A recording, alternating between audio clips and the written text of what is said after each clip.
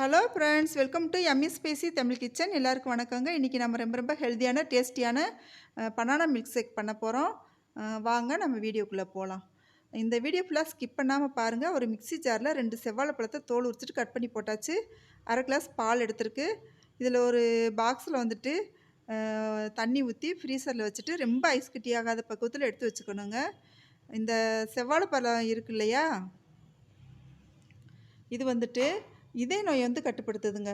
இந்த செவ்வாழைப்பழம் வந்துட்டு அடுத்து புற்றுநோய் வராமல் பாதுகாக்குது. கண் பார்வை திறனை அதிகரிக்குதுங்க.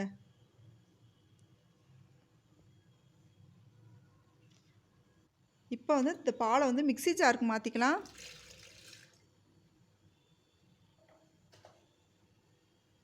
இந்த டைமில் ஒயிட் சுகர் சேர்த்துக்கலாம்.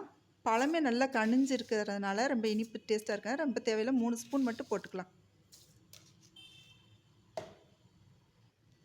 இந்த டைமில் அந்த ஐஸுக்கு இருக்கு இல்லையா, அதை சேர்த்துக்கலாம். அதோட இப்போ ரெடி ஆயிடுச்சுங்க. அரைச்சி எடுத்தாச்சு மிக்ஸி ஜார்லேருந்து.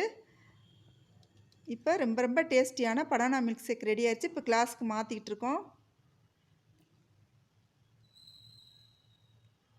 இந்த டைமில் நம்மக்கிட்ட ஃப்ரெஷ் க்ரீம் இருக்கும்ல, அது லைட்டாக சேர்த்துக்கலாம். இது ஆப்ஷனல் தான். இந்த வீடியோ உங்களுக்கு பிடிச்சிருந்துச்சுன்னா நம்ம சேனலை இது வரைக்கும் நீங்கள் சப்ஸ்கிரைப் பண்ணல, சப்ஸ்கிரைப் பண்ணிக்கோங்க. இப்போ சாக்லேட் பவுடர் லைட்டாக தூவிக்கலாங்க. பெல் ஐக்கானை கிளிக் பண்ணிக்கோங்க. ஷேர் பண்ணுங்கள், லைக் பண்ணுங்கள், கமெண்ட் பண்ணுங்கள். தேங்க்யூ.